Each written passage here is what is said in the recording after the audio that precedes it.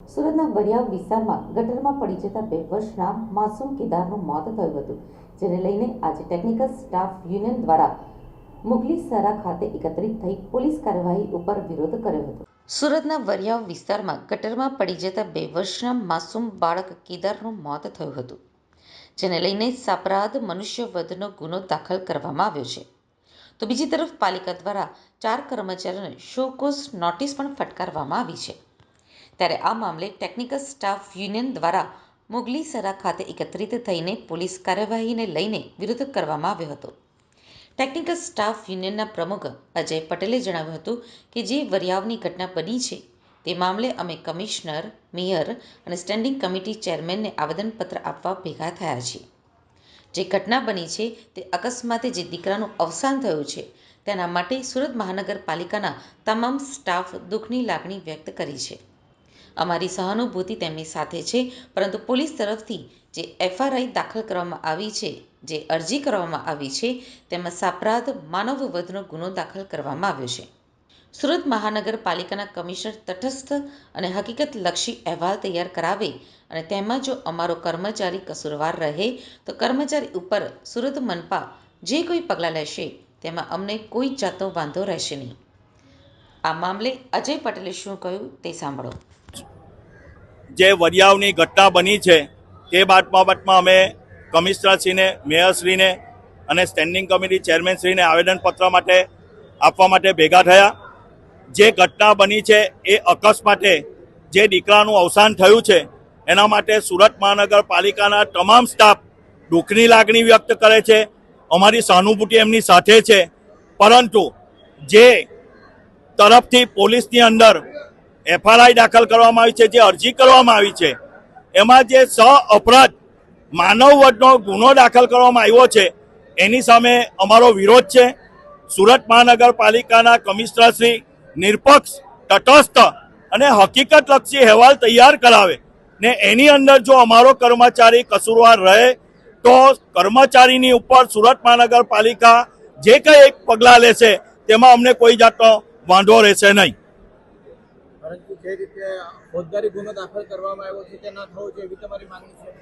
જે પ્રમાણે ફોજદારી ગુનો દાખલ થયો છે ને જે અપરાધ માનવ વધનો ગુનો દાખલ કરવામાં આવ્યો છે તેના સામે અમારો વાંધો છે. અમારો કર્મચારી જો કસૂરવાર નીકળે તો એના પર સુરત મહાનગરપાલિકાના કમિશનર જો કોઈ એક્શન લેશે તો અમને વાંધો નથી. એટલે આટલા બધા કર્મચારીઓ કામગીરી કરે છે, કેટલી બધા એવોર્ડો મળ્યા છે, કુદરતી હોનારતો, આફતોમાં આ જ કર્મચારીઓએ કામ કર્યું છે, પરંતુ તેની કોઈ લાગણીને ધ્યાન આપવામાં આવતું નથી. ફક્ત ને ફક્ત એક ન જેવી બાબત ઊભી થાય તો એના પર આટલી મોટી કલમો લગાવવાની જે વાત ચાલે છે તેનો અમારે વિરોધ છે. કઈ ન જેવી બાબત કઈ? જે ઢાંકણ આપણું ચોરાઈ ગયું છે, તૂટી ગયું છે કે કોઈ લઈ ગયું છે એની અત્યાર સુધી કોઈ માહિતી નથી. ઢાંકણની ન હોવાના કારણે છોકરું અકસ્માતે અવસાન પામ્યું છે, એના માટે આપણે દુઃખની લાગણી વ્યક્ત કરીએ છીએ. પણ જે આ અપરાધ માનવવધનો ગુનો દાખલ કરવાની વાત કરે છે તેની તો સુરતના મેયર દક્ષેશ મેવાણીએ પણ અંદાજિત 6 મહિના અગાઉ એક પત્ર લખ્યો હતો. ત્યારે આ પત્ર શું હતો અને હાલ સુધી આ મામલે શું કાર્યવાહી કરવામાં આવી છે તે અંગે મેયર દક્ષેશભાઈ માવાણીએ શું કહ્યું તે પણ સાંભળીએ. આજે 7 દિવસ થઈ ગયા છે, કોઈ પણ પગલાં લેવાયા નથી કોઈ પણ અધિકારી વિરુદ્ધમાં, શું કહેશો? કમિશનરશ્રીએ લગભગ 4 અધિકારીને શોકોઝ આપી છે.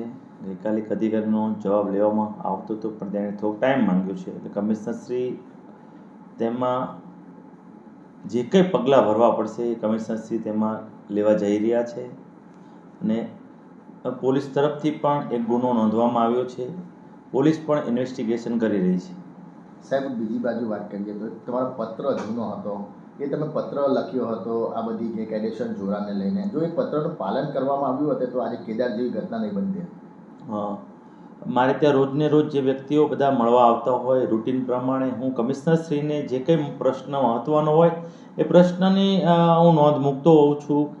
મોન્સૂનના એરિયામાં અમુક જગ્યાએ પાણી ભરાવાના બનાવ બન્યા હતા, ગેરકાયદેસર જોડાણ હતા, એટલે મેં કમિશનરશ્રીનું ધ્યાન દોર્યું હતું અને ત્યારે એનું નિરાકરણ પણ આવ્યું હતું એટલે રૂટીન પ્રમાણે હું પત્ર લખતો હોઉં છું. સાહેબ પત્ર કેટલા મહિના પહેલાં લખવામાં આવ્યો હતો અને શું ઉલ્લેખ કરવામાં આવ્યો હતો? તે સમયે વરાછા રોડ, રાંદેર ઝોન, કતારગામ ઝોનમાં જ્યાં જ્યાં પાણી ભરાણા હતા, સ્ટ્રોમ ડ્રેનેજમાં ગેરકાયદેસર જોડાણ હતું, એવી જગ્યાએ પાણી ભરાણા હતા, ત્યારે અધિકારીશ્રીને, કમિશનરશ્રીને ધ્યાન દોર્યું હતું અને કતારગામમાં અને જે જગ્યાએ હતું ત્યાં તેનું નિરાકરણ પણ તે સમયે આવ્યું હતું. સાહેબ તો જો નિરાકરણ આવ્યું તો આ કેદાર જેવી ઘટના કઈ રીતના બની? એ વખતે જો પાલન થયું હતું તો કદાચ કેદાર આજે જીવતો હતો. આપની વાતની સાથે સહમત છું, પણ ક્યાં ચૂક રહી ગઈ છે એ માટે આવનાર સમયમાં સુરત મહાનગરપાલિકામાં કમિશનર દ્વારા અત્યારે એક્શન લેવા જઈ રહ્યા છે. સાહેબ પણ એવું લાગી રહ્યું છે કે પત્ર લખ્યો હતો પણ તમારા પત્રની કોઈ અસર થઈ નહીં એવું લાગી રહ્યું છે. ના, એવું કંઈ હોતું નથી. રૂટીન પ્રમાણે મેયરશ્રીનું જે કંઈ પત્ર હોય એનું ઇમ્પ્લિમેશન થતું હોય છે. તો બીજી તરફ આ ઘટનાને 6 દિવસ વીતી ગયા હોવા છતાં આ મામલે હજુ સુધી કોઈ જ કાર્યવાહી થઈ નથી. ત્યારે આ મામલે સમાજના આગેવાનોએ સુરત પોલીસ કમિશનરોને મળીને રજૂઆત કરી હતી. એ મામલે ભાવેશ ટાંકે શું કહ્યું તે પણ. આપણું નામ? મારું નામ છે ભાવેશ ટાંક. ગુજરાત પત્ર આપવામાં આવે છે. આજે સુરત પોલીસ કમિશનર સાહેબને રજૂઆત કરવામાં આવે કે 5/2/2025 રોજ વરિયાવ ખાતે કેદાર વેગડ નામનો જે 2 વર્ષનો બાળક છે, સુરત મહાનગરપાલિકાની ઘોર બેદરકારીથી ગટરનું ઢાંકણું ખુલ્લું હતું અને એની અંદર એ બાળક પડે છે અને એનું 24 કલાક બાદ એનું મૃતદેહ મળે છે. એ બાબતે સુરત મહાનગરપાલિકાના રાંદેર ઝોનના જે તે જવાબદાર અધિકારીઓ હોય કે પછી કાર્યપાલક ઇજનેર હોય, ડેપ્યુટી ઇજનેર હોય, જુનિયર ઇજનેર હોય, સુપરવાઇઝર હોય, એ એફઆઈઆરની અંદર એના નામનો ઉલ્લેખ કરવામાં આવે, એની જવાબદારી નક્કી કરવામાં આવે અને વરસાદી પાણીની જે ગટર હતી એની અંદર કઈ રીતે શહેરનું જે ગટર આવે એને કઈ રીતે ભૂતિયા જોડાણ થયું એની એક એસઆઈટીની કમિટીની રચના કરવામાં આવે. કારણ કે આ ગટરની અંદર જે ભૂતિયા જોડાણ છે એમાં પણ એક મોટો ભ્રષ્ટાચાર હોય એવું અમને પ્રતીત થાય છે. તો આ બાબતે સુરત પોલીસ કમિશનર સાહેબ શ્રીને આજે અમે રજૂઆત કરવા આવેલા હતા કે કેદાર વેગડ નામના જે બાળક છે એના કેસની અંદર સરકાર પણ કાંઈ પણ કાચું ન કાપે અને જવાબદાર અધિકારી વિરુદ્ધ હજી સુધી માત્ર ને માત્ર નોટિસો જ અપાઈ છે. તો ક્યારે કાર્યવાહી કરશે અને ક્યારે આરોપીઓની ધરપકડ કરશે એ આજે અમે પોલીસ કમિશનર સાહેબની પાસે રજૂઆત લઈને આવ્યા છે. જલ્દીમાં જલ્દી કાર્યવાહી થાય કે આવનારા દિવસોની અંદર અમારે પાછું રોડ ઉપર ન આવવું પડે એનું પણ તંત્રએ ધ્યાન રાખવું.